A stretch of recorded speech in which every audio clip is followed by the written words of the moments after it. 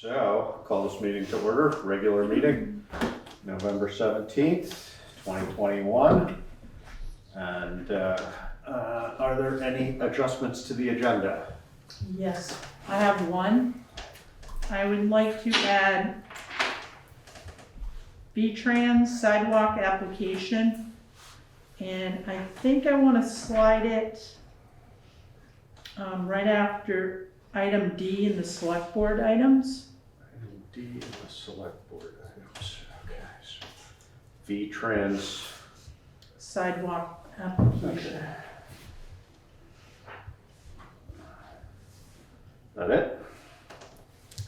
For now, yes. For now. Adjustments are now. Everything else is as it is. Next would be approval of minutes from November 3rd. I'll make a motion to approve the minutes of November 3rd. And I'll second that. It's been moved and seconded to approve the minutes of November 3rd as presented. Is there any discussion? Doesn't sound like it. All those in favor? Aye. Aye. Okay. Next would be warrants. I'll make a motion to approve and execute the warrants to the treasurer as presented on completion of review. And I'll second. Sign those. Can I say this one? Your or whatever. This one says draft. Yeah, no, there's one here. And you seconded? Right, second. So Yes, it second. has been moved and seconded to approve and execute the warrants to the treasurer as presented upon completion of review. So Karen, if you would like to review for us. Sure. So payroll warrant dated November 19, 2021 in the amount of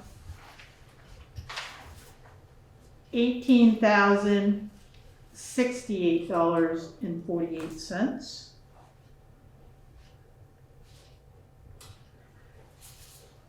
We do have a few new Yeah. first responders. Oh, good. Yeah, Tom's added like another 3. We're up to 37, Mm-hmm. Good. so.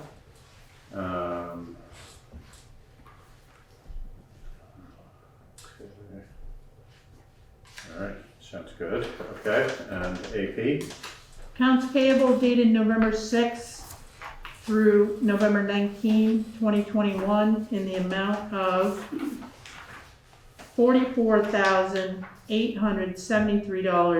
$44,873.38.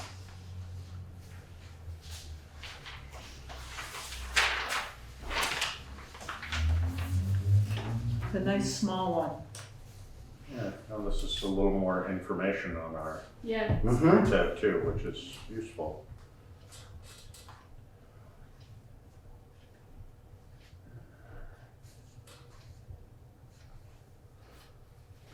So there are some homestead exemption credits that came through.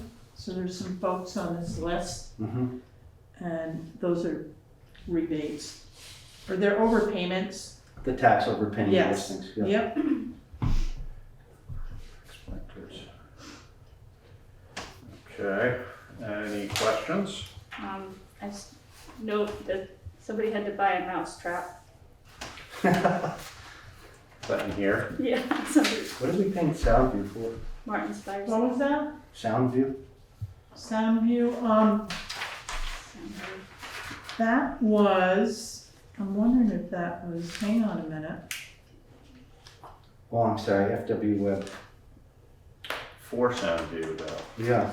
That was for the dam cleaning, I believe. Oh, Okay. Yep, a materials. valve or Okay. something. So what happens with the dam too, we pay half and Soundview pays the other half. Uh-huh. Oh, So Brad they- King- They paid it and we reimbursed. Yeah, so Okay. Brad King, worked on the dam, so that's, the invoice for $1,460, and, so any other materials associated with that would be in this. Oh, and then Brad King, Yes. yeah, is in here as well.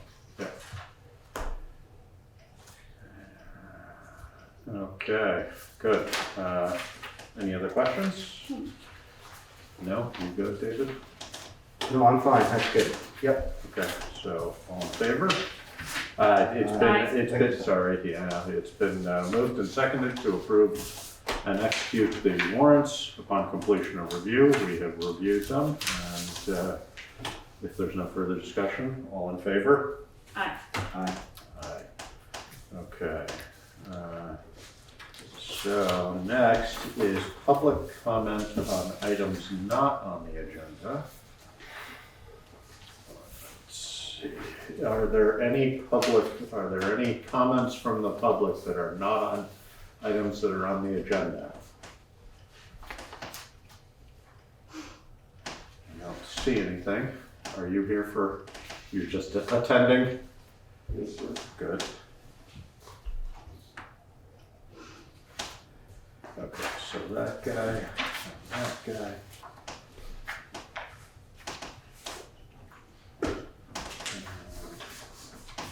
That was ERSA.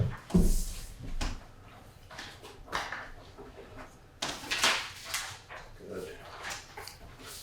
That was for you. All right, so next would be town manager's report. So I want to acknowledge the wreath that was placed at the Veterans Memorial out here last week on Thursday, the 11th. Again, the Putney Gun Club. They did it last year as well. And the audit review update. So I met with Samantha last week, 2 days. I have some documentation that I have to read through and sign off on. We did well. We have like 5 adjustments, so she didn't have any concerns. There was the article that we created, we moved that sidewalk money into the reserve. She was concerned about, how much money we had float in case we had an emergency. But we hadn't made that journal entry. Adjustment, yeah. So once I let her know about that, she was reassured. She goes, "Oh my goodness, this is so much better," she said. So, Good. So that was a good decision at town meeting to move that money over. Good. So, So remind us technically where that now is. It's now in the general fund as a reserve. It's in the capital reserve. sidewalk reserve or just general? No, it's just, just in the capital Yeah. reserve. okay, good. So it's not earmarked specifically for anything. It can be. We can choose for it, Yes, No, yes. that's good, unrestricted. Yeah, Right. We need more of that. Yes, we do. We do. We had Um, talked about the percentage of annual budget and the amount of Right, unrestricted reserve funds Right. that we should that have. Right. ideally we would Right. have. And we would work towards that over a period of years. yeah.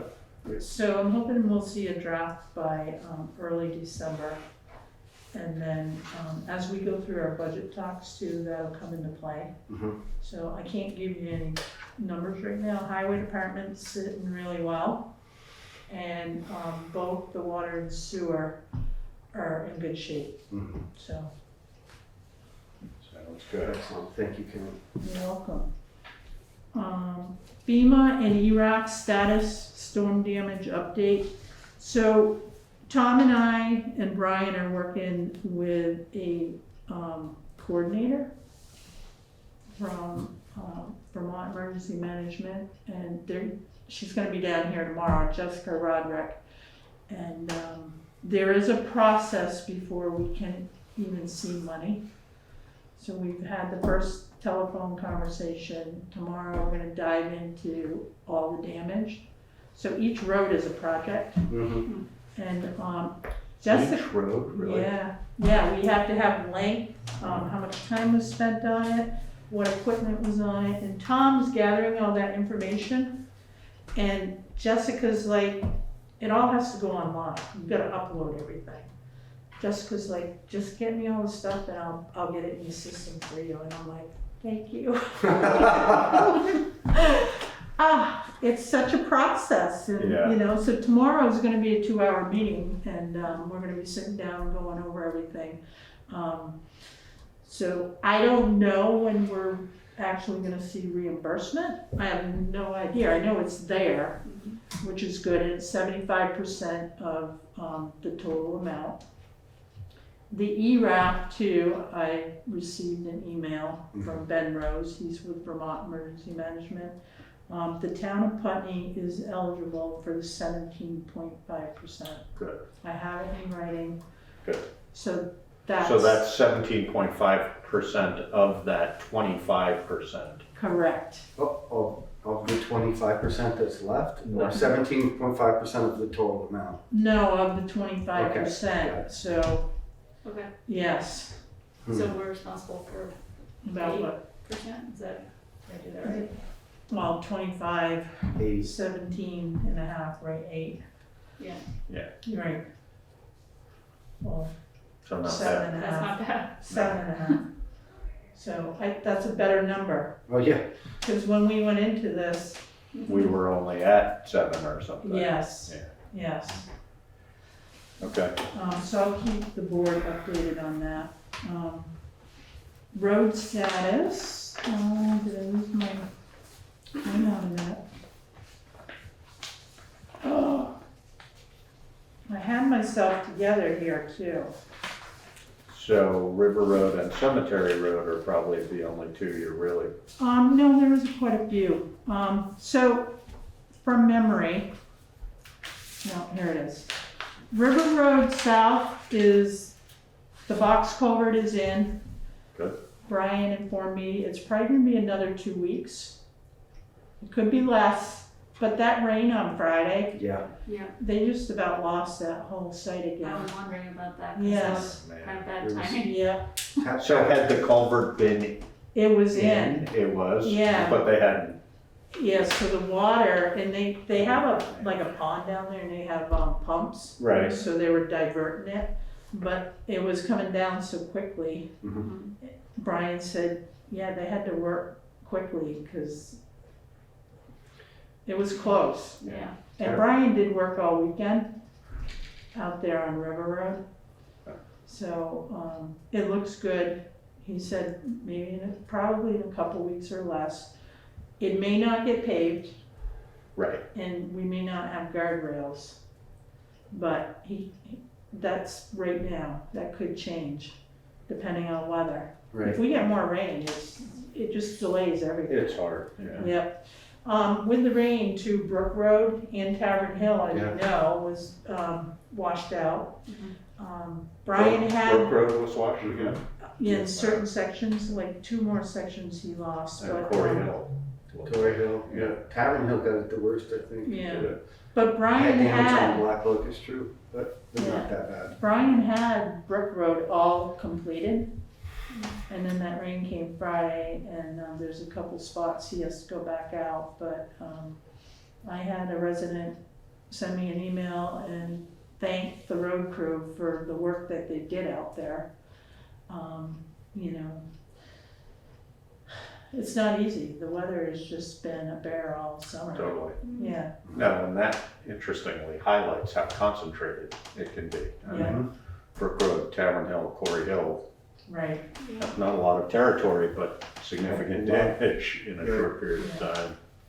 Cemetery Road, the culvert is in. You can't even tell it was ever damaged out there. Really? Yeah, the crew did a really good job. So we're in good shape. The grader has been out on all the dirt roads. Brian wants to send the grader up Putney Mountain Road maybe one more time and a couple other places, but he'll keep it out as long as he can. Yeah, it's gonna shift pretty quickly. Yes. There are some small projects, culverts that still need to be done. Right now, he's running against time with the weather, but he's still gonna try to do the best he can to keep things going. Let me see. Oh, and the loader. the new loader's been delayed, we might not see Again. it till December, Hmm. which is okay right now, cause that's about $145,000 that will stay in the bank. Doesn't have to go out. Well, and honestly, December is not very far away at this point, No. so. And how's the old loader doing? Is it still functioning? It is, Okay. so knock on wood, David, Yeah, I was gonna say, because, because there were some concerns about the yeah, there- electronics and hydraulics on it. So. yeah. So that's my highway report. Good. Property tax second installment is due this Friday, the 19th. We're looking to collect another like $460,000. I anticipate we may not see about 150,000. I'll know more on Monday. So I even did cash receipts this week. It's been a long time. I did it. You mean you personally did? I personally, yes, I did cash receipts and put them through and, Well done. you know, did the deposits and it's all good. So those skills do come in handy. The Windham Sheriff and State Police Informational Meeting Update. I am waiting on the state police to gather information that I requested from them. I had a really good talk with Lieutenant French in the Westminster Barracks, and he'll get me that information as soon as possible. They're understaffed too, but he knows what I'm looking for. And as soon as I have that, and he will have an officer attend a public informational meeting with the Sheriff's Department, so we can discuss and try to find some solutions to, Or at least answer some questions. yeah. Sounds good. When does that meeting happen? Can I ask? We don't have a date yet. It's not scheduled yet, only because I don't have the information from the state police. But as soon as I have it, then I can schedule a public informational meeting.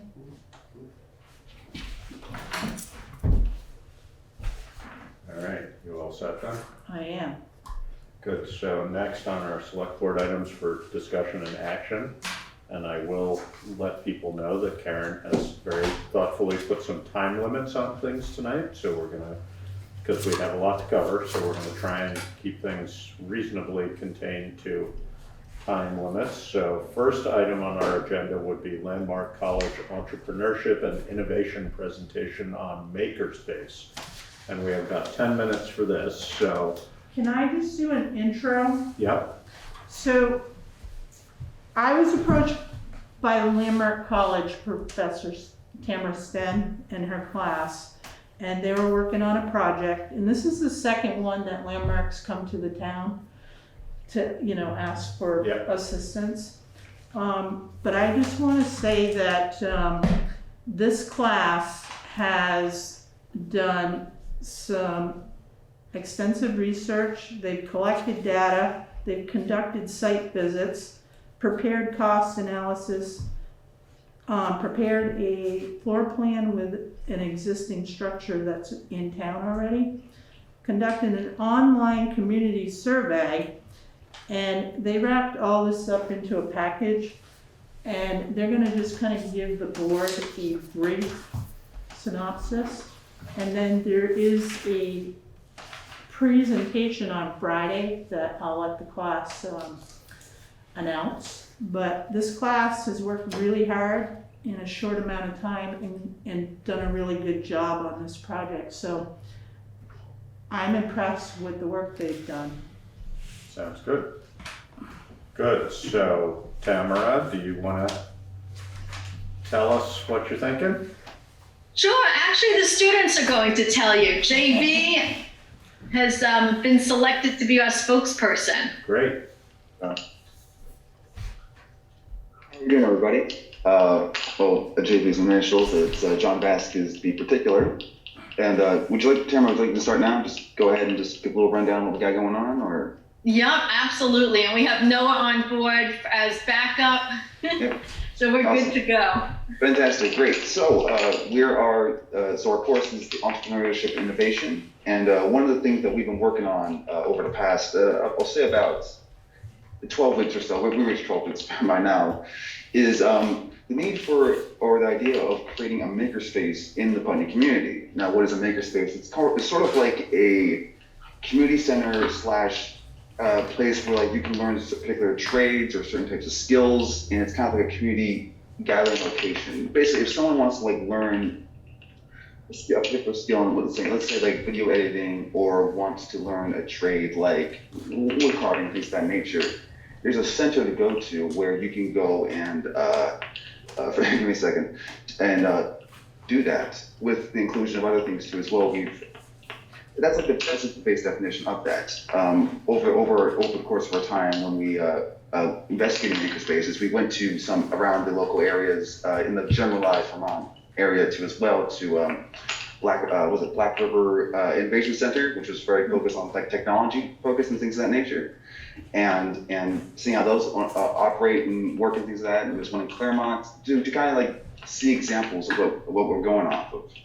And through research and investigation around, we surveyed locals in the Putney community area, actually, both physically and by the promotion of an online survey too as well they can take, and people really like the idea of this. For multiple factors, one thing just kind of bring in like more people into the community, but also like people have nieces or family members or so, or like that they can like have at the makerspace, or someone might want to learn a particular type of skill, and that's the factor to that. But we surveyed 85 people, and people were very positive. We're very receptive. Forget my words here a second.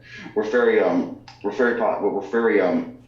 interested in like that, in the proposition of it, which was very interesting indeed. And there's a nearby location that we found that will be very adequate for this idea of a makerspace.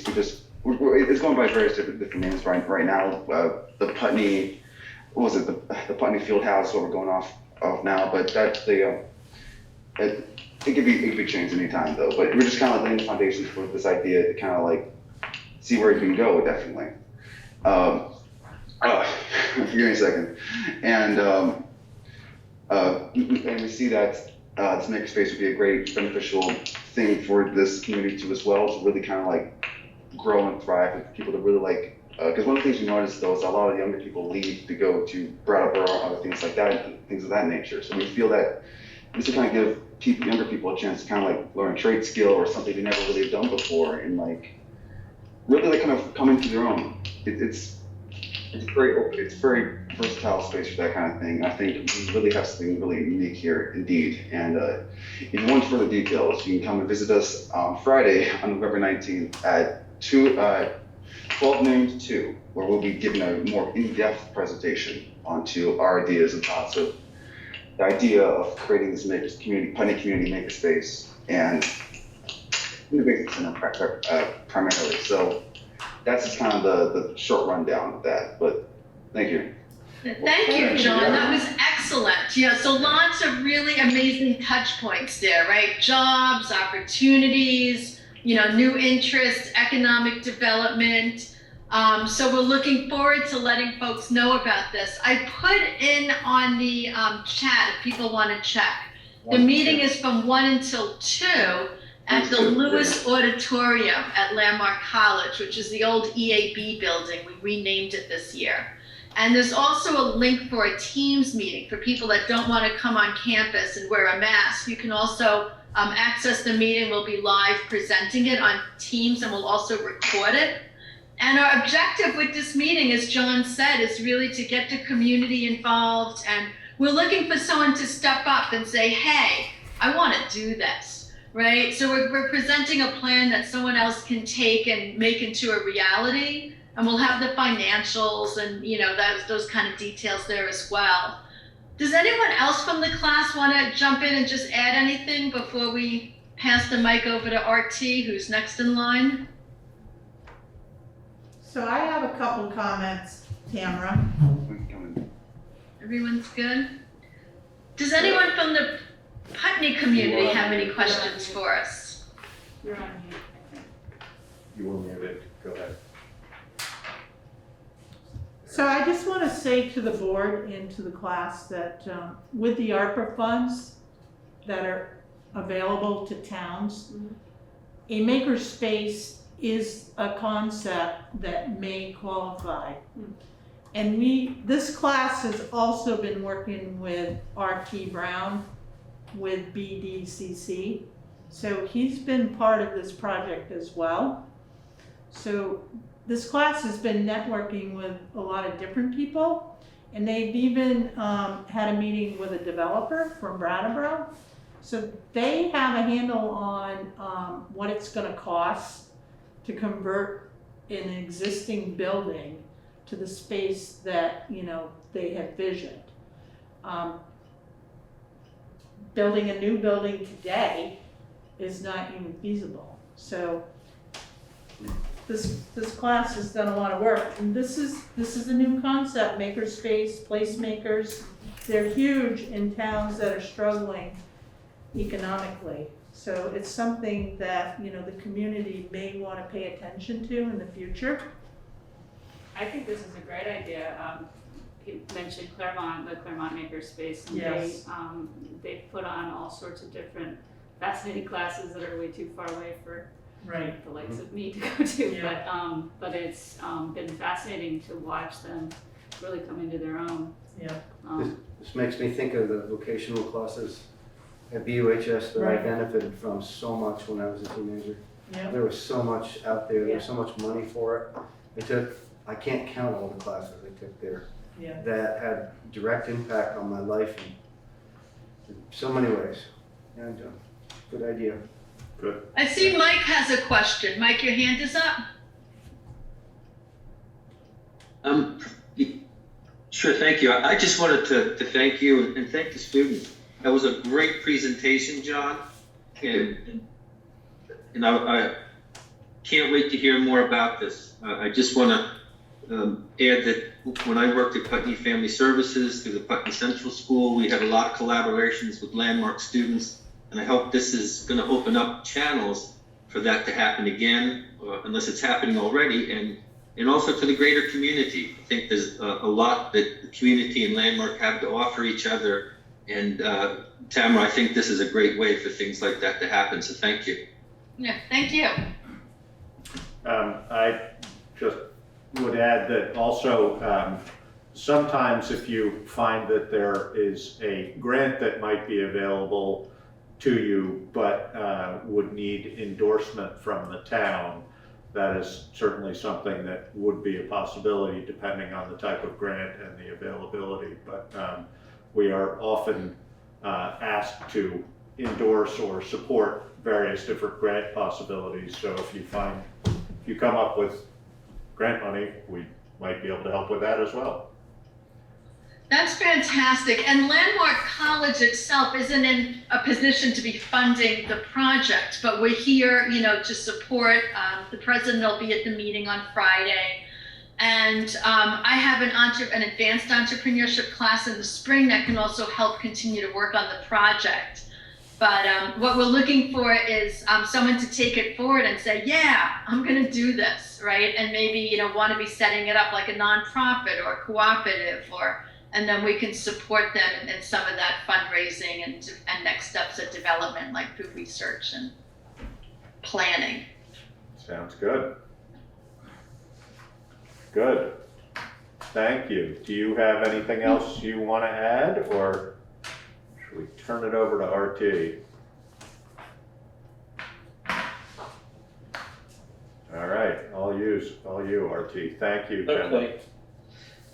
Great job, John. Great job, Tamara. Good to see everybody. It's always one of my highlights of the year or of the semester when Tamara brings a class to the cotton mill and we go visit a few businesses and talk about entrepreneurship with those businesses. So it's one of my favorite parts of what I do. This evening, I'm here to, on behalf of the organization SeVEDS, Southeastern Vermont Economic Development Strategies, I focus on small business resources in the region as well as entrepreneurship. but every year, as I know you know, we visit as many municipalities as we can to support our funding request on behalf of SeVEDS. And as you know, SeVEDS is a separate organization from the BDCC. We like to say that SeVEDS leads with strategy and insights, and BDCC, our role is to attract the resources and build the programs with regional partners to achieve SeVEDS objectives and to help build a more vibrant and resilient economy.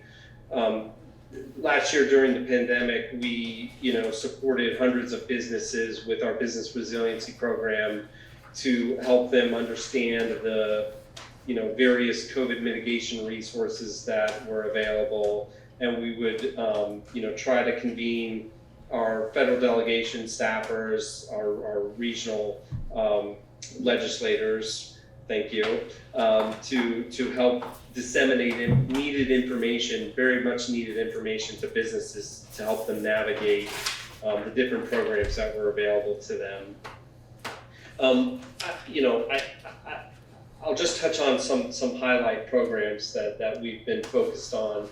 I think many folks have probably read in the news about our refugee resettlement activities. So that refugee resettlement center has just been set up in the region, and that has been a focus of SeVEDS for years, which is addressing a declining population in the region. So that was something we were very happy to see the development of, and I think Representative Michelle was involved with that. I wasn't at that, but I believe you were. So maybe you can speak to that a little bit more. Some of the other programs, we'd expanded our business assistance program, and that was really an outcome of the pandemic. We realized that businesses really need fundamental support, and for several years, it was really just me providing that support. So we were able to get some additional capacity and hire a wonderful gentleman to provide additional business assistance to regional businesses. Our Pipelines and Pathways program connects students in Windham County high schools with career awareness and preparedness opportunities. Last week, I think it was last week, I just facilitated a few sessions at our sophomore summit where regional high school students, sophomores, come and learn from different employers about the opportunities and that are available to them. And my area of focus was obviously entrepreneurship. The Southern Vermont Young Professionals, the role of that organization is to, one of my colleagues used to say, if you're a young person and you have a job but you have no friends, you're probably not going to stay very long. Or if you're a young person and you've got a lot of friends but no jobs, you're probably not going to stay for very long. So the key is to connect those two elements and really try to keep the young folks here so that they can have a vibrant life and a vibrant community. The Community Facilities Program, that's something I used to head up, but my colleague Gabriel Sester heads up now. And that's to help nonprofits and municipalities with capacity building. So we've helped the town of Londonderry. We've helped Rockingham, Develop Falls Development Association, BFADC, the Bells Falls Bike Project. So the focus is really to help folks that have a difficult time getting a project from point A to point B with either funding or capacity, because many of those organizations are volunteer run. So again, that's the Community Facilities Technical Assistance Program. A couple of things that are coming up I just wanted to highlight. I'm looking at multiple screens here. We have a workshop on grant writing. So that's through our Southern Vermont Economy Project, and it's a multi-day grant writing project. The last time we ran this, it was very, very popular. And we also have, through the same program, the Southern Vermont Economy Project, a multi-family home buyer course. and that's going to be in January, the 18th, 20th, 25th, and 27th. So that's for people who are thinking about potentially being landlords to provide quality housing to the residents of our communities. So again, just to wrap up, my role here tonight is on behalf of SeVEDS. We were thankful for your support in the past. You've included us within your general budget. We ask all municipalities for $3 per person based on the town population. So that's our ask. We would appreciate your inclusion within the budget this year. And I'll conclude by saying I've had the pleasure of being at your town meeting for the past probably 5 years now. But Friday's my last day. I'm moving with my family to Connecticut. My wife and I are moving out of the region for multiple reasons. So I won't be there this year. So I will miss you all very much. I've learned one thing, that it's a very small world, and I'm sure our paths will cross. RT, you should have given me the news before doing it here. I'm sorry. Oh, Is that man. faux pas? Oh, well, congratulations, but I'm gonna miss having you down at BDCC. Yeah, it's very bittersweet. It's not a professional move. It's really, I It's okay, you really don't, love the work that I do Yeah. and the people I work with. Yeah. But for some family reasons, we're making this move. it's okay, you don't need to explain, but I will miss you. You've been a great conduit. Thank you, Karen. Appreciate that. Thank you for the report overall, RT, and yes, certainly wish you well in future endeavors in your move. Does anybody have questions about information that RT presented? I don't have any questions, but I will make a comment. So I've been working with RT and BDCC, Bobby Kilburn down there. She helped me out with a prospective loan for, a business that was burned out recently in town. Also, I've been working with Casey, is it Hayes? Yeah, Yes. Casey Haynes. Yep. He's been helping me with a search for executive assistant treasurer. So they're a good resource, and I say it every year because I use them. I don't always think about, picking up the phone and calling down there, but when I need them, they're there. And just like RT's been working with Landmark, so it shows that they're in our community. Yeah, and I just want to give a shout out to RT because he's been an amazing person to work with at Landmark College, and just always right there with every project, and really has done an amazing job. So thank you, RT, for everything you've put into Well, thank you, Tamara. being here.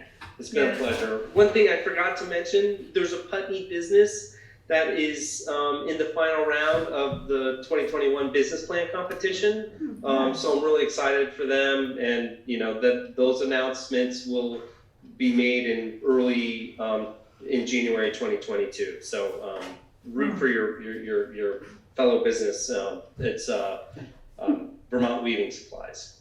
Good. Cool. Well, thank you, RT, and again, good luck in your endeavors, and hopefully our paths will cross. Thank you. Have a wonderful evening. Okay, you You too, too. thanks. All right, next on our list is the Vermont State Legislative Update with Mike Mrowicki and Michelle Bos-Lun. And we have about 15 minutes. I don't know whether you two had a sort of plan as to how you might approach this, but I can probably just turn it over to you to start with anyway. Thank you. And thank you for affording us the time. I know this is a busy time of year, but it's busy for us, and we wanted to check in with you before the next session, which starts in January, although we've been pushing the governor to try and do something more around COVID, and he's calling us back into a session on Monday. So we're actually getting a little head start on some of the things to do. And COVID's right at the top of the list. We know that the health of Vermonters is our number one concern, and we're trying to do everything we can. And last year was great. Our numbers are up pretty much. We feel like we need to try and do more. So that's what we're going to be trying to do. And it's especially important because we know for a healthy economy, we need healthy people. And those two things go hand in hand. And we want to make sure our economy continues on recovery. I'm going to highlight a few things that we're going to be doing and then share it with Michelle. And then we want to hear from you too, because the most important thing we do is to be a conduit for what's happening at the ground level and bring that up as your representatives to Montpelier. Climate, it's going to be a big issue for us.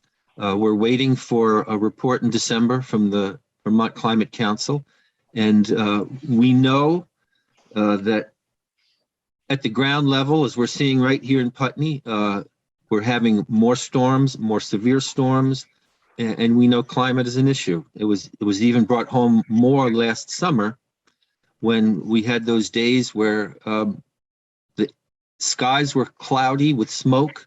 It turns out it was smoke from the West Coast. So the realities are being brought home to us. We know that Vermont has to do its part. So we're going to be looking to work together, what we can do to decarbonize and also mitigation. Those are the two areas where we're going to be working in a lot of ways to bring agriculture and forestry more into the mix too, because sequestering as much carbon as we can is an important piece of this too.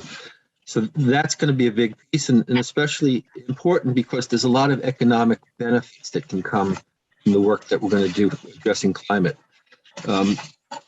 There's 26 different committees in the House and Senate, though, so there's going to be a lot of other things happening, and we're not going to go over them all right now, but I'm just going to highlight some more of the big ones. Racial and social justice will continue to be a big concern for us. The Me Too movement has held up how difficult systems are for women to deal with harassment, abuse, and even violence. And similarly, the BLM movement has shown how BIPOC Americans need allies to create equity and inclusion across our culture. And we're going to continue to try and put bills out there, most especially a Truth and Reconciliation Commission to help get the word out around Vermont, to share stories, to let people know what it is to be BIPOC here in Vermont. Broadband is something that I've been trying to push and will continue to, and I think we're making some progress. We've organized a county nonprofit that's gotten some money already, and we're hopeful that the infrastructure bill that was just passed is going to give us some more funds to move that along and address broadband to the last mile and the last address here across Vermont, but especially here in Putney for people who've been waiting a long time. We know that's a barrier for some people who want to stay here or work from home, so that's an important thing. I also want to highlight housing. Housing is a huge issue across the state and here in Vermont too. We're realizing Vermont is becoming a desert for housing, and right here in Putney, the challenges are strong too. Talking to the principal at Putney Central School, he said he hired 4 teachers and only 1 could find housing in Putney. 3 of them are living in New Hampshire. Talking to people at Landmark, at the co-op, they want to live in Putney, they want to live close, and there just isn't housing here. There isn't housing for sale. The rentals are very high in Putney, and one of the reasons we're pushing along with the project down by the co-op, but the housing committee is going to be looking at other things too. Ideas I've gotten from people include shared housing, co-op housing, co-housing, different ways that we can be creative and increase the availability.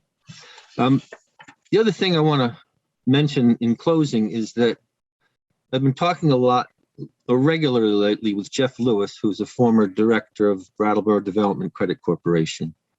Now, after Jeff retired from BDCC, he did some work with the Vermont Futures Project. And one of the things we have been talking about, how each community really would do well right now to start having conversations about the future. Future's coming, change is coming. The question is, are we going to be prepared for it? Are we going to be able to ride the wave of change, or are we going to get swamped by it? So I mention this because at a meeting that I had with Keith Marks this morning from Next Stage, we talked about this idea and the idea of hosting a conversation like that in town at Next Stage, maybe working together with Vermont Futures and with you folks here if you're interested to be part of that. But I think this is timely for us to start thinking in bigger terms about the future of Putney, the future of Vermont, and getting as much feedback from people as we can. So I'm gonna stop there and hand it off to my district mate, Michelle Bos-Lun. But before I do that, I just want to say what a pleasure it has been working with her. Although we've been working online, we have finally gotten a chance to meet regularly, and Michelle's done some great work. She's been a great contributor to the county delegation, and I look forward to the next session with her as well. So, Michelle. All right, thanks, Mike. So Mike did a pretty broad overview of issues that we're going to be looking at collectively in the legislature. I just wanted to point out a couple of areas that he didn't touch on, and then I'll address a little bit more some of the issues that I've been hearing about from people in the community. So first of all, I just wanted to touch on the constitutional changes that we're looking at addressing in the legislature in the spring, which are Proposition 2 and Proposition 5. Proposition 2 is actually related to eliminating slavery and indentured servitude, which might seem like a strange thing to be addressing in 2021, but the truth is that was never addressed in our Constitution, and we feel like it's time. And a lot of people in Vermont feel like it's time. So we will be looking at Proposition 2 will be one of the first ones that we look at when we come back into session in January. Another one, Proposition 5, is dealing with women's health issues and giving women the rights to make choices about their body. It would be the most comprehensive women's choice legislation in the United States, and it basically would prevent Vermont from going in the direction of Texas. Not to pick on Texas, but it would be something that would be helping to provide support for women being able to control their physical health and their ability to make decisions about that. So besides those two propositions I wanted to touch on, I just wanted to mention some of the issues that I've been hearing a lot about from constituents, both in Putney and in the other two towns, in Dummerston and Westminster. Certainly more than any other issue, as Mike started off with, COVID is what I hear about. And I do hear about it from both sides. I hear about people who say, don't make vaccines mandatory. I hear from people who say, do make vaccines mandatory. We hear from people who say, please, please make a mask mandate for schools. And then we have other people who say, don't make a mask mandate for schools. Now, the truth is it's probably about 3-to-1 in favor of more protective precautions. But I do hear from both sides, and I do try to respond to both sides when I hear those. But I do think that with the way the world is right now, public health is an enormous, huge issue. And I'm grateful that we're going back to the legislature. I say going back, it's actually my first day physically going to be in the State House since I was taken into office or sworn into office on January 6th in my bedroom, which is where I am right now. And this is where I spent most of the legislative session. But when we go in on Monday, we are going to be passing some legislation around hopefully enabling communities to make stricter mask mandates to support protective health within communities. And I hope that that is only the beginning of moving forward some other policies to try and protect people in our community. I've been hearing, especially from parents and teachers, that they really feel like what we've got going right now is not enough. On the line of parents and teachers, or students and teachers, one of the issues that I've been hearing about the most during the legislative session and after also is what's happening with the pensions. There's been a task force looking at this summer, and when we come back into session in January, we're going to have to figure out what's going to happen. That's going to impact our teachers. It's going to impact our state workers. There's a lot at stake. And so trying to come up with a fair system to accommodate the pensions that have been promised to our workers and also not bankrupt the state system, that's going to be a huge job that we're going to have to be figuring out in January. A couple other local issues that I've heard about a lot, particularly Putney related, happily actually resolved before we even went into session, and it wasn't entirely under our jurisdiction, but there was a period in May and June where I was getting 2 or 3 or 4 letters every single day from people saying, please don't have hounding on Putney Mountain. And if you don't know what hounding is, it's a hunting strategy using dogs and GPS collars. And there were a lot of people that were really alarmed about expanding this practice and allowing it on Putney Mountain. And it turned out that was not allowed. So that one, people had a lot of concerns. I contacted a few people. Honestly, it wasn't my responsibility, I can't say I'm responsible for any changes, but the changes were made that it was determined hounding would not be allowed on Putney Mountain. Related to that, another issue that I hear a lot about, and this is a little bit more in my side of the county down in Westminster, but I do hear it related to Putney as well, is concerns about trapping. I know there was an issue with the beaver in Putney earlier this season that made the headline of the papers. And trapping policy in Vermont is one of the most open-ended in the entire United States. We have almost no restrictions on trapping. And after COVID and after pensions, trapping is the single issue that I've heard the most from constituents about. So I have steered constituents to look at in our legislature at some of the bills that are pending. There is one called, the number is H172, which is particularly looking at making restrictions around hunting and trapping. And then there's another bill, I think it's H411, which is related to wanton killing.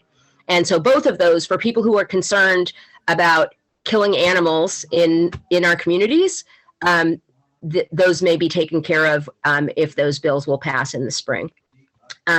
Lots and lots of other things that I could address, but I don't want to take the whole time going through all of those details. I guess I'll just add on one thing. RT mentioned about my involvement in refugee issues, and that is an issue that's been close to my heart for a very long time.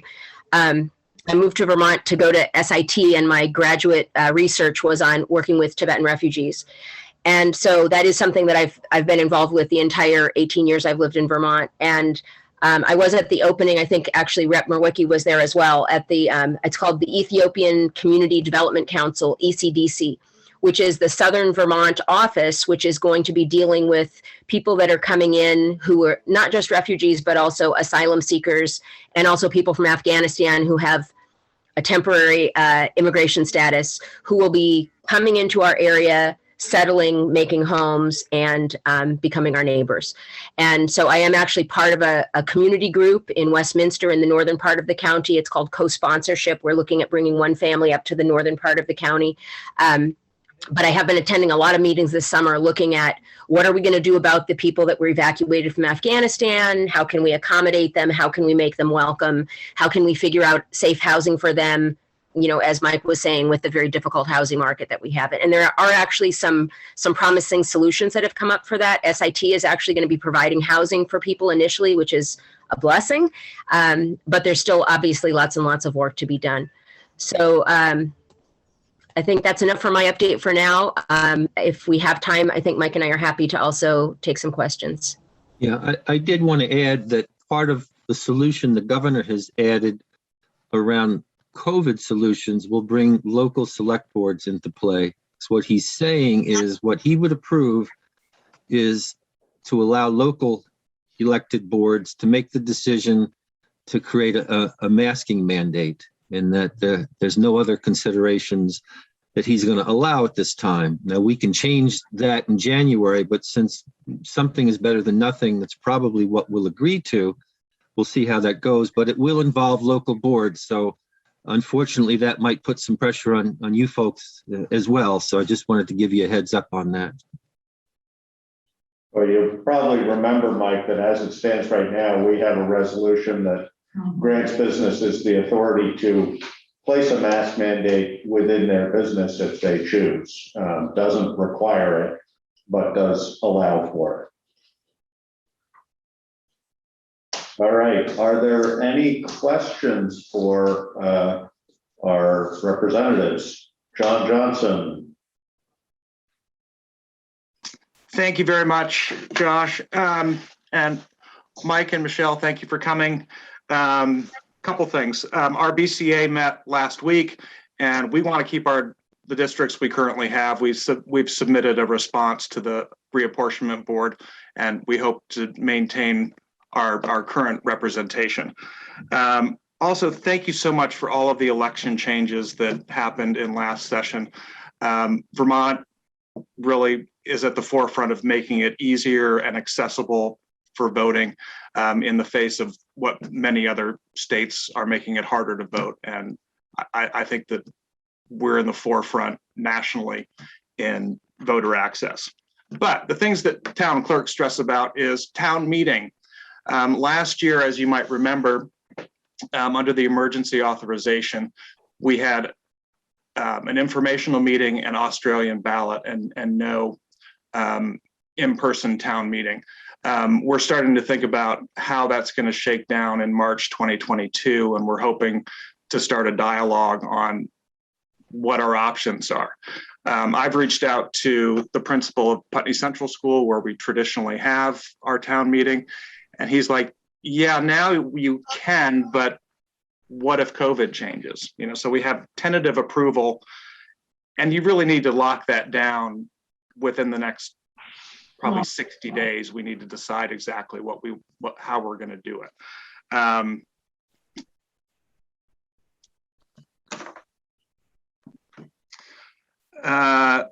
You know, so one of the things that could happen, I suppose, either next week or in January, is a continued authorization to the way we did it last year, which, again, you know, we just don't know what the COVID numbers have been in the last 2 weeks, have been the worst they've been since it started, and how we're going to proceed.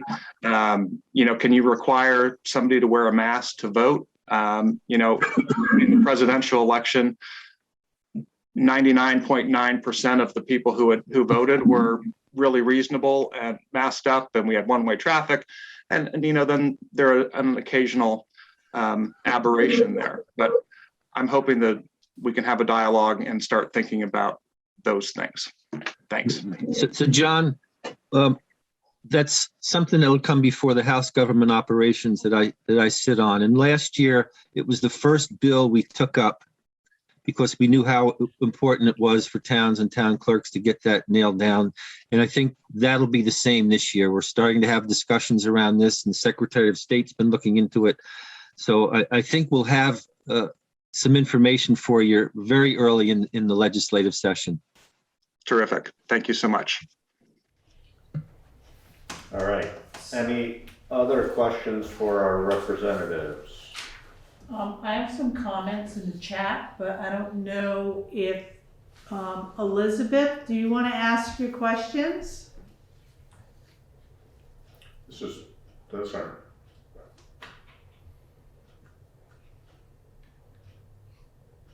Maybe she doesn't have. I think that's more related to affordable housing than it is to. Can you see it? To the representative. Sorry. Yeah. There's one other one. Maybe not. Okay. I guess what else? All right. Good. Well, thank you, Michelle, and thank you, Mike. And good luck next week going back to the chamber, and hope it all goes well. And I'm sure we'll be hearing from you. Thank you. All right. Next would be Putney Affordable Housing Committee revised, Putney Affordable Housing Advisory Committee revised charge. So, Pip, I don't know whether you want to comment at all, or Mike should comment. Oh, Mike, you want to comment? No, I'll put on my other hat here. I think that a document was brought before the select board last week, and that we were going to let it sit for a week. I don't know if there were amendments made, Pip? Yes. Okay. So Mike, I sent you the revised. Yep, and I think what was sent out looks good, and we're ready to go with that. And and want to continue that work. So I revised the draft. Yeah. Per the select board's comments. Right. So I took out, the paragraph about creating a special fund. Yeah. Right. You said that once it's done, it's done. Yeah. But, so this is a generic, charge for this committee. Okay. There's just one thing I would change if it were me. It would be in the second whereas down, which is the third paragraph up. It says the committee as liaisons would serve a valuable role to the community in building support. I would get rid of would serve a valuable role and just say the committee will act as liaisons to the community in building support for actions. Okay, hang on a minute. Yeah, I like that. So the third one up from the bottom? Third one up from the bottom. Yeah, Second sentence is the committee as liaisons would serve a valuable oh, role. yeah. So instead it would read, the committee will act as liaisons to the community in building support. Okay, So got it. it's just more, Yeah. it's less vague, something. Other than that, I think it looks good. I'm comfortable with it. Yeah, I like that change, and I didn't see anything else that stood out to me. I like the fact that it's generic enough that it will continue on beyond the current issues we've got going on. Yes. One other comment I want to make is this board approved the committee membership policy back on August 14th, Yeah. 2021. I'm going to ask you to re-sign it because I cannot put my Find a fingers. signed copy. Yeah, I don't have a signed copy Okay. that I can put my fingers on. Okay. So one thing that in this that wasn't clear to me, and I don't know whether it needs to be clear or not, but in the second paragraph up from the bottom of the page, whereas the Putney Affordable Housing Advisory Committee will consist of a maximum of 5 members appointed by the Putney Selectboard with at least one planning board representative and other interested Putney residents. We don't say specifically it will be only Putney residents, but we say that we don't say that it can exactly. So I'm not sure whether we want to be more clear about that or whether our broader. Yeah, because it could be people that work in Putney.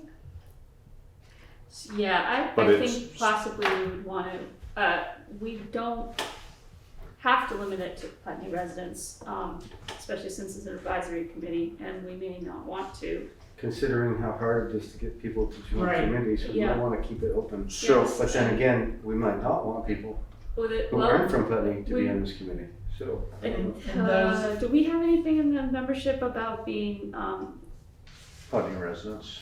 No. Well- more about having it be a majority number Oh, of Putney residents? Because I think that's how the equity and inclusion Right, that advisory one was committee. like 2/3. So maybe what we want to do, because each committee is different. and that could Right. be we could leave it up to the discretion. I just, by saying and other interested Putney residents, we're really, for all practical purposes, ruling out Others. anybody else. So, I mean, we could change residents to community members, and Yeah. that might include Working, others, you yes, know. yes. Do you want to make sure that the majority are still Putney residents? In which case we would say I Yeah, think it this was is the a tricky one. the 2/3 always being Putney residents. Well, but that should be in our more generic one, not in the necessarily specific to this, or it could be in our more generic. The reason I wouldn't put it in this one is because this one is very specific that it needs to have a planning commission member. Right. And there may be some committees where we really do want to restrict it to just the taxpayers of Putney. Mhm.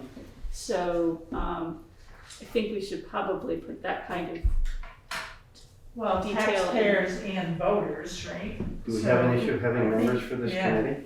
How many people want to be members on this committee? Is that an issue? If it's not an issue, then what's the problem with restricting it to Putney people? If there aren't enough members, then maybe we should open it up. Well, I think we talked about this before, but we have at times had members of the broader community who offer a certain level of expertise who are interested in being Right. on a Putney committee. So, I mean, if we kept it as a majority of Putney residents, Yeah, but open to other community members, I don't know, what's your feeling? How many people are on this committee now? Are there 5? no, No. they have 3. We have 3. I think Yeah, So we don't want to restrict it anymore. That was Right. my point. Yeah. Yeah. Okay. So, let's see.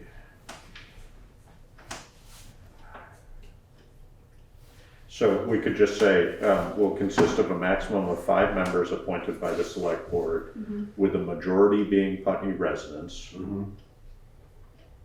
Yeah. And at least one planning representative. And other interested Putney community members, Right. or we could even. We don't even You don't really, even- we you don't don't even need that really part. need that last sentence. We Yeah. could just say, 5 members appointed by the Putney Select Board, with the majority being Putney residents and with at least one planning board Perfect. representative. Yeah. Is there a time crunch for having this signed? Is there? No, I think that the hope was to have it signed so that the committee feels like it has some guidance, but I also feel like this is a committee that can move forward without that guidance necessarily, so I'm not sure whether it is, I don't know, Pip or Mike, are you suggesting we I don't was adopt it curious if I tonight, got or- time to rewrite it or not. Wait I till the think next we could meeting. pass it the way, I think we're allowed to Pass edit it and with then the pass, and then Yeah. have it be Okay. edited as our changes, and then we would come in and sign it later. Right. Okay. But I believe we can vote on edited changes. Yes, we can, definitely. So are you clear on those, Karen? I have them written Yes. in here as well. So will consist of a maximum of 5 members appointed by the Putney Select Board, with a majority being Putney residents with at least one planning commission representative. Sounds good. All right, so do I hear a motion to approve the Town of Putney Affordable Housing Committee resolution with the noted edits? So moved. Second? So it's been moved and seconded to approve the Town of Putney Affordable Housing Advisory Committee resolution with the discussed edits. Are there any further questions or comments? If not, all those in favor? Aye. Aye. All right, thank you. And thank you, Beth and Mike. Thank you, and I just wanted to share, I think that there's been a lot of discussion certainly around town, and I think there was a very helpful presentation that was incredibly well attended that the Housing Trust put on the other night. And I think people were able to see, they were able to get facts. They were able to look at really what's being proposed, hearing the needs for this in town and around Vermont. And I think that's going to be helpful for this process. We've also been hearing, as I said earlier in my earlier remarks, that there are other creative ways that we can start to look at housing. Yes. People have suggested ideas like intentional co-housing projects, shared housing, maybe co-op housing. There's a lot of options out there, and that there's people at the state level that are ready to help with planning around this piece too. And I know Pip is already familiar with smart growth and ways that we can best serve the town and look at as many options as possible. And I think as we move forward that we're going to try and do that. Mike, do you know, or Karen, do you know whether that meeting was recorded and or if that recording is it a BCTV recording? No, It's it a was, Zoom recording. I believe I Yes. have the link and the password. I could send it on to Karen. Okay, If you don't that would have be it. great. If we could make that recording available, that would be good, I think. All right, good. Karen, Thank you you. wanted to us to Oh. sign, oh, you already did it, good job. Okay, but, That's oh, the, this is this. Okay, Just the so policy. Yeah. this is just so we're clear. This is, we had adopted a Town of Putney Committee membership policy on the 14th day of August, and we neglected, or we can't find the signed copy, so we're just signing that. So, for the record, that's what we're signing. happens. Thank you. And then Karen, if you do a clean copy of the one we passed tonight, then we can sign it at the next meeting. Yes, yeah. Good, thank you. Okay, You have comments, do you, in the chat? What? The committee is a branch of Windham Windsor Housing Trust? No. Let me just see, so this is from Elizabeth. I'm not able to do video. Who is on this committee? So currently it's Mike, Pip, and we have a third member? Mike, do you have a third member? Not Thought you yet. did. No. My understanding is that Howard Fairman has shown an interest, and there's something we need to clear up first, and there may be another person that would bring to your attention who lives in town. But we are looking to expand our numbers, and I don't know if Pip has anything to add to that. So, this is not a branch of the Windham Windsor Housing Trust. I'm not sure where that comes from, but this is members who have asked and been appointed by the Selectboard to be on this committee. Then there's a bunch of commentary that's just, let's try and stay off the chat with you know, just sort of general discussion, social media type stuff, because that's not helpful.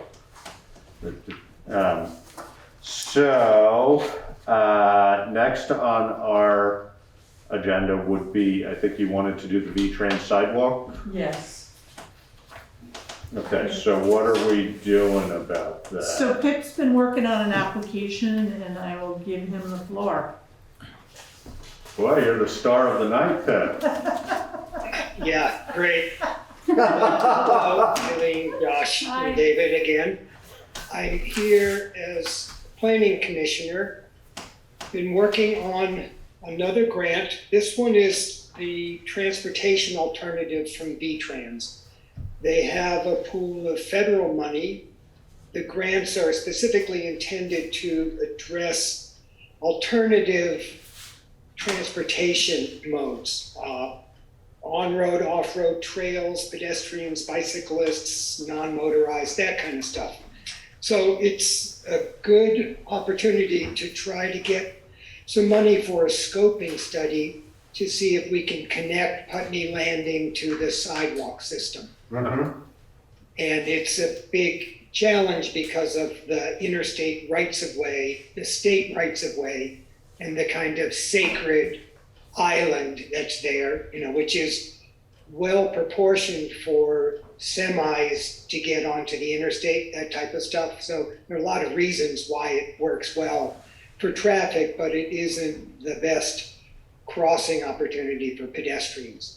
So I don't know what the solution is, but one way to approach it is to see if we can get some money and hire the professionals and get a scoping study done. So with that in mind, I've been speaking to Stevens and Associates, just using them as consultants to try to develop a budget. They've come up with a budget of $25,000 to do the scoping study, do surveying, right-of-way work, develop up alternatives, have public meetings to share those alternatives and begin to get feedback about what might be the best, and come up with a project budget for the next step. You know, if in fact there is an alternative that works, then they will figure out what the costs are and we can use that work to apply for the next grant. The $25,000 grant requires a 20% local match. That would be $5,000. For just. I asked Elizabeth Bridgewater at Windham Windsor Housing Trust if they could share any of that. And they very generously agreed to split it and have offered $2,500 toward the local match, which means that the Putney local match would also be $2,500. There's a letter that was sort of hastily drafted. I've worked on it. Karen may not have seen my edits, but the gist of the letter would be that the Select Board supports the Planning Commission's application for the V-Trans grant, and that you are fully aware that there's a 20% match, and that you know that future maintenance of the sidewalk would be the responsibility of the municipality. Those are some requirements of the grant application. The letter, you know, it's in there because they would like to have the town of Putney acknowledge those things. So there's a draft letter that I've sent to Karen. You may have a copy, you may not. I did it very late in the afternoon. I was not near my computer. And I just received it, but I haven't printed your edits. Yeah. Okay.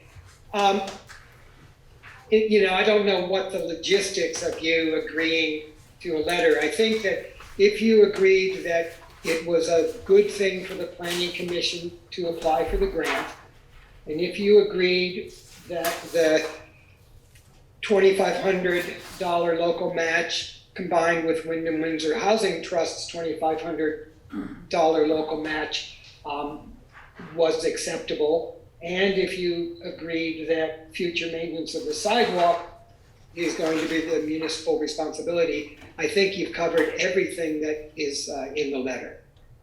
Is the letter short, Pip? Yes, one page. Do you mind reading it? No, here we go. To Mr. Scott Robertson, he's the head of that section. This letter is in support of the Planning Commission's application for a V-Trans Transportation Alternatives Grant. This grant will help develop and select with public input the preferred alternative for connecting the existing sidewalk network to an 18-unit affordable housing complex in the Village District. The majority of Putney's sidewalk infrastructure is located in the Village District. Sidewalks allow pedestrians to access storefronts, public library, pool, banking institutions, schools, nonprofit events and services, and many residences. Putney has a strong need for additional sidewalks as growth continues. We are familiar with the requirements of the Transportation Alternatives Grant. The town understands that there is a 20% local match, and future maintenance of the sidewalk will be the sole responsibility of the municipality. Thank you for considering the Planning Commission's request for a Transportation Alternatives Grant. And you guys might sign it.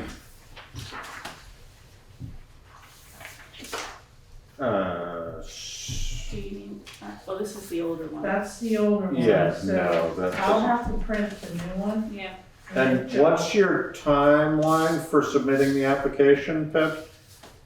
24th is the deadline. Of November. 24th of November, okay. Yes.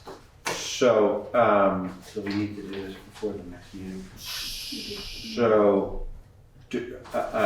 let's see.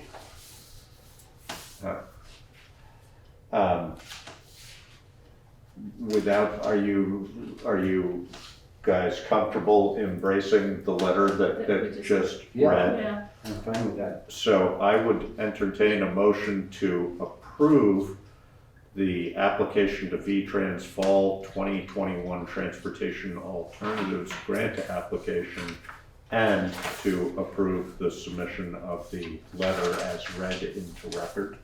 So moved. Yeah, and I'll second that. Okay, so it has been moved and seconded to approve the V-Trans Fall 2021 Transportation Alternatives Grant application, and to approve the letter written into record to be submitted with the application. Is there any further discussion? All those in favor? Aye. Aye. Thank you. Thank you. All right, what do you want to do next, Pip? Thank you, guys, and I wanted to thank Elizabeth publicly for sharing the local cost. Yeah, definitely, thank you. All Nothing right, else, bye. bye. Good night. Okay, so next would be Putney Mountain Association ERSA grant permission letter and approval. So we have, two letters. One is a landowner permission letter. And then the second one is a support letter. So the first letter was a support as a letter of intent for them to move forward on this application. And they've been requested to submit a full application, Putney Mountain Association. And this was for the improvements on the trail and in the parking area. Mhm. So Pat Shield and I worked together. I drafted it, she put a second set of eyes on it. She's comfortable, I'm comfortable with it. And this is it's a requirement for the grant, such as the transportation one you just voted on. okay, So basically it gives them permission to go onto the land and do the improvements. so They pretty much have access now. yes. My As only to- concern, and I assume we have this covered in general, but if we are granting them specific access for a specific reason, what are the liabilities for us for that? What are there liabilities?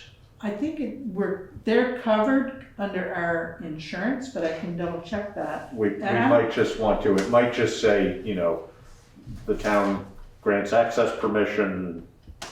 And it may be I another don't know. step if the grant is approved. Usually, they will ask for a certificate of Of insurance. insurance, right, And they're also an insured on that policy, on that certificate of insurance for the duration of this work. okay, so, But I can confirm that. I think it would just, that's the only thing Yeah. that concerns me is that, you know, And this grant too, just an FYI, Pat wants to have it in by the 19th, which is like Friday. Okay. Yeah. So, do you want to, can we approve these contingent on that? Right, Yes. like we just did. Yeah. Okay. yeah. And I think we can also approve them as one motion.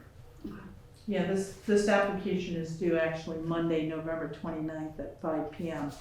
So given the holiday, she wants to have it in earlier. So I'm fine with this, but I'm not sure, was it just timeliness that it's respectfully Town of Putney with David Babbitt? You were I'm just, gonna change that and put the chair's name on there. it doesn't matter to me, but, I just wasn't sure. right, who was gonna be where? Yeah, whether I'd be back from vacation or not. Yeah. It's hard to prepare when I'm not sure. All right, so, I would entertain a motion to approve the 2 letters to be submitted to support, grant application for work to be done on Putney Mountain Town property, contingent upon,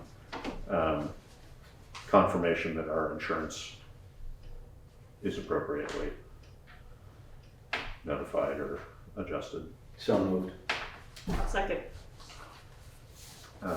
Okay, so it's been moved and seconded to approve the 2 letters of support for work to be completed by the Putney Mountain Association and to support the grants for that work. Is there any further discussion? No. All those in favor? Aye. Aye. So you will redraft these and then let me know Yes. and I'll sign. Yeah. I might do those tonight while you're here. Okay. because I'm not sure when I'll see you again. Thanks. Why, you leaving town? I'm not. All right, so the Veterans Memorial Financial Account request to transition to town. So I got a request from Laurel Ellis. So her and Marilyn Loomis have been holding on to an account for the Veterans Memorial out front. And she has asked if the town would like to take that over. I would like to have a conversation with the Historical Society because I'm not sure if they have any involvement in that memorial or not. That's a good idea. Before we transition any funds. And I'll have to find out how we can do that. And whether it would be a restricted account if it did. Right, so I'm thinking it might be like the White Whitney Fund and, not like the Edwald Fund though, because that money comes to us, but, I'll have to look at that a little better. And it could be something like the Cemetery Commission too, right? What's the volume of the fund, do you know? 16,000? I would think it would be more like the Cemetery Commission. Yes, because remember they would allow- dissolved, it would- that money came to the town and then we started maintaining the cemeteries. Right. So I'm thinking it's gonna be the same concept. Yeah. But how do we do we just, I'll have to ask some questions. Maybe a question for the auditors or for. Right. Yeah. And I wanna check in with Putney Historical Society as well. Here's the thing too with the memorial. So people have to come to, the town clerk and there's, criteria to get your name. Be added. Yes. Yeah, So, and the town clerk has all the vital records. yep, So I feel between the town clerk should be, have a handle on that like he does with the cemetery yeah. and the plots. Mhm. But as far as the money goes, of course, the treasurer will, manage that.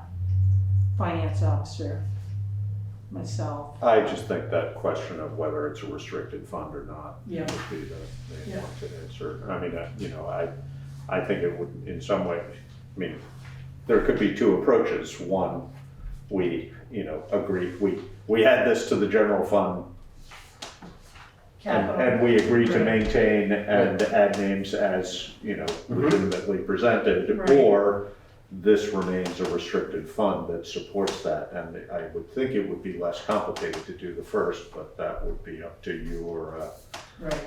I will talk the to auditor, our too. auditor and Yeah, just that get would some make sense. information about how to do that. Yep. All right, so I just wanted to get this on your radar because it is a discussion right now. Sounds good. Okay, so People's Bank line of credit for 7/29/21 storm damage review and approval. So in front of you is a line of credit for $500,000. I looked at the highway department's budget today, and we have spent to date $638,702.44 out of $1,001,554 budget. Wow. So we're sitting on $290,860. So I'm a little nervous with that number. I know that the River Road project's gonna be $345,000. We've already spent $175,069 just on storm expenses. That doesn't include the labor and any other materials that might be in some of these line items. So, given that we're sitting like that, and then the loader, $145,000, that's way too close, makes me a little nervous. Sure. So, I'm gonna ask this board to, approve and adopt this line of credit. So we have 1 year to draw on it. I'll know more tomorrow about FEMA and how reimbursements are gonna come through. Yeah, that's what I was wondering. So this $175,000 is already accounted for, so if I can upload that into the system and we get a reimbursement, that's all good. But but Yeah. Right. I don't Yeah. know that. So your intent is not to use this unless you need to. Correct. And what's our payback period? We have 1 year and it's at. To pay it back? also. Yes, Okay. and it's at 1.75%. And, but that year is also open for drawing on it? Yes. So okay. Yeah. With FEMA too, you have like a year and a half, you know, to expense. So a year to pay it back from the point at which we set up the account or from the point at which we use the Use money it. in the account? No, it's when we set it up, so Okay, it's gonna alright. be like, what do they have for a date on here? Like, 22nd Yeah. November. Yeah. Yeah, so. So November 21st, 2022 is when we'll have to have it paid back.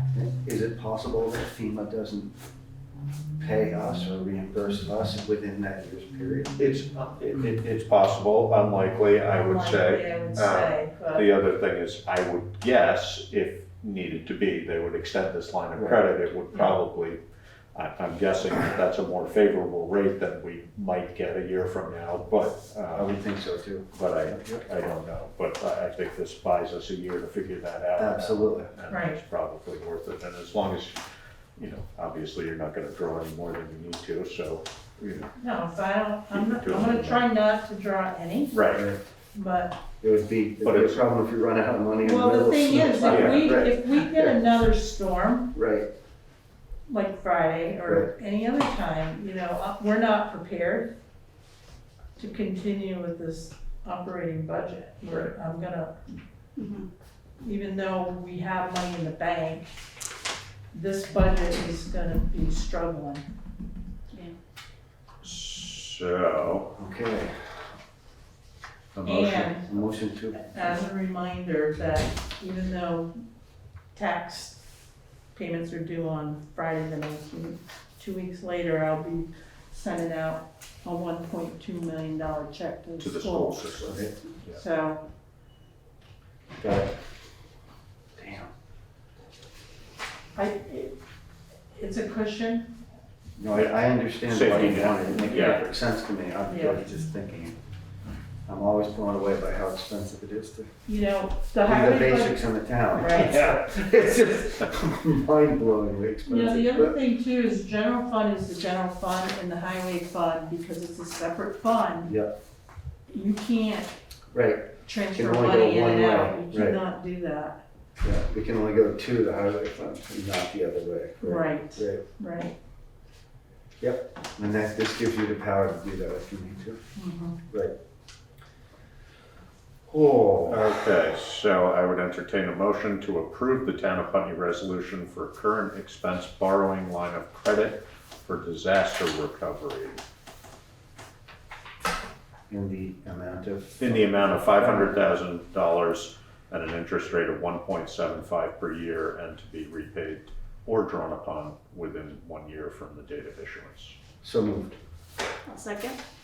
It's been moved and seconded to approve the Town of Putney resolution current expense borrowing line of credit for disaster recovery in the amount of $500,000 at the rate of 1.5% per annum to be drawn upon and or repaid within 1 year from the date of issuance. If there's no further discussion, all those in favor? Aye. Aye. Aye. All right, I good. do want So, to point out that, they should update their template. Yes, don't even mention that. I talked to I'm not Lori. gonna, I I'm not talked to gonna- Lori about that. Oh, yeah, I see, yeah, okay.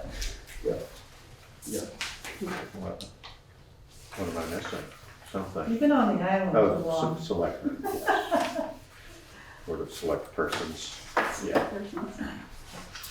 Okay. Even I caught that, okay? Nice job. I've been there. I noticed stuff like that. I've been Okay. So you need a signed copy of this, Karen, but none of these look particularly official, is that okay? Well, there's like all of, I mean, there's a In bunch of that, things in to that sign. folder, there's, Oh, I know. here? Yeah. There you go. Okay, so we'll, Yeah, Make Lori sure that's had done. scanned them to me, so those are not the actual That's why I was saying, Right. yeah. So they will come. Okay, let me just get this straightened out, that's that, No that's wonder I that, can't that's find the that. sign, Josh. I just plopped it right in the middle of the Yeah. folder. That's I'm like, it that. wasn't us. Okay, and then this guy, we're not gonna sign until it's Right. read. Committee membership policy, we did all sign Sign, oh my that. gosh. Is that in there? Yes, right there. Okay, good. So that guy goes away. And we sign these. We're not going to sign for now. And Aha, then look we at that. sign Nice that and one. blue.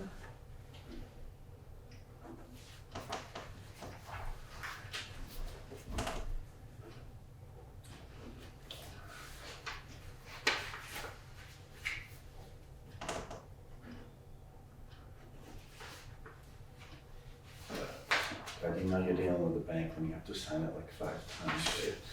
All on the same thing. I think that last one's for assistant treasurer. That's what they mean by sign the Yeah. triplicate right here. All right. So, moving right along, if I can find my agenda. Here we go. Budget discussion schedule, special meeting Tuesday, November 30th. How do you feel about that? And I will be here at town hall, and if you want to be remote, that's fine. I'd personally rather do it here. Yeah, I mean, I think we can choose if anybody wants to. Right. I'd rather Yeah. do it here. It's easier. We get on live Yep. items and passing Oh, stuff yeah. around. It takes forever. So, Yeah, I'm sorry, Tuesday, November 30th, I don't think that's a problem for me. and then Wednesday, we'll have a regular meeting? Yeah. So, Stack them up, knock them down. All right. Any other business for select board items? Anybody got anything? oh, it should be Doesn't paid. look like it.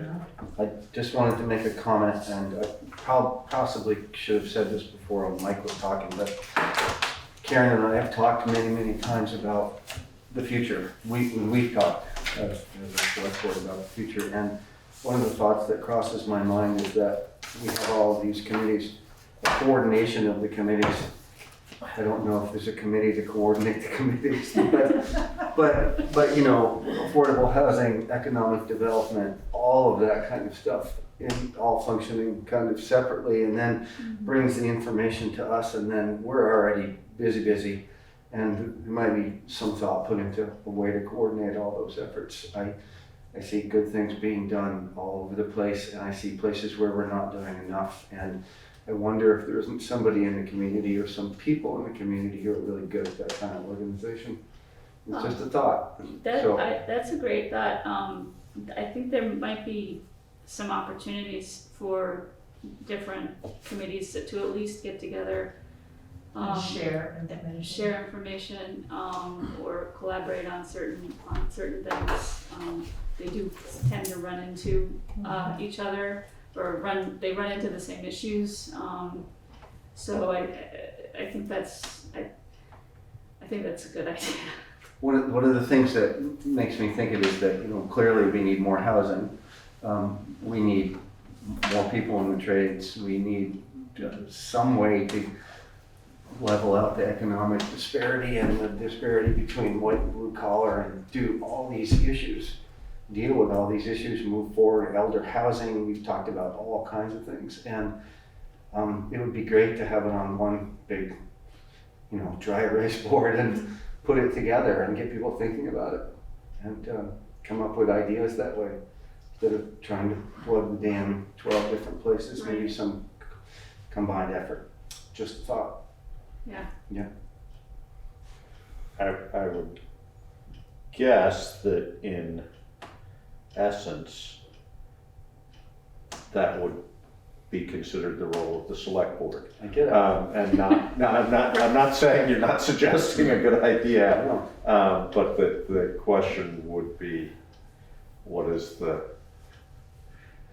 how does the select board fit into that? What would, and, you know, I mean, I know certain select boards, well, actually, I don't know this, but, you know, the idea of like select board retreat kind of thing happens. But that's hard to do because it takes extra time and it takes a willingness to do it, et cetera. But that is one means of doing that kind of thing, of sitting down without Right. a whole bunch of agenda and just saying, all right, what are we thinking and how should this look, and you know what are, and also establishing, which we have not done effectively for at least a handful of years, is really establishing select board goals, et cetera. Right. But it's hard because it's all, you know, as you accurately point out, just getting through what we have to get through is very time consuming. So, but yeah, no, I think it's definitely worth considering, and it's also worth considering who the people would be that you really could tap into in order to help with that process. So that's a good suggestion. That's it for me. All right, so next would be, do we need an executive session? Yes, please. Okay, so You get it, Eileen? Yeah, so I move that we go to executive session under Title I, VSA 313A1E. okay, And second, I'll second that, yep. been moved and seconded. Have a good night. Nay. Been moved and seconded to enter executive session under Title I VSA 313A1E. And Karen, I'm assuming we would be inviting you. Yes. And are we likely to make a decision? No. Okay, so it's been moved and seconded. All those in favor, say aye. Aye. Good, thank you. And it sounds like we won't make a decision, Austin. So our next regular meeting date would be December 1st at 5:30 PM. So same here. Actually, No, wait a minute. Your special meeting. Special meeting, right, so our next regular meeting day would be Yes, December 1st at right. 5:30. And, but we are, sounds like, going to have a special meeting on November 30th at 5:30. Same place, same channel, et cetera, et cetera. Just for budget. Just for the purpose of discussion, budget yes. discussion. Yeah, and it'll be here. yes. Yeah. All right, thank you, everyone.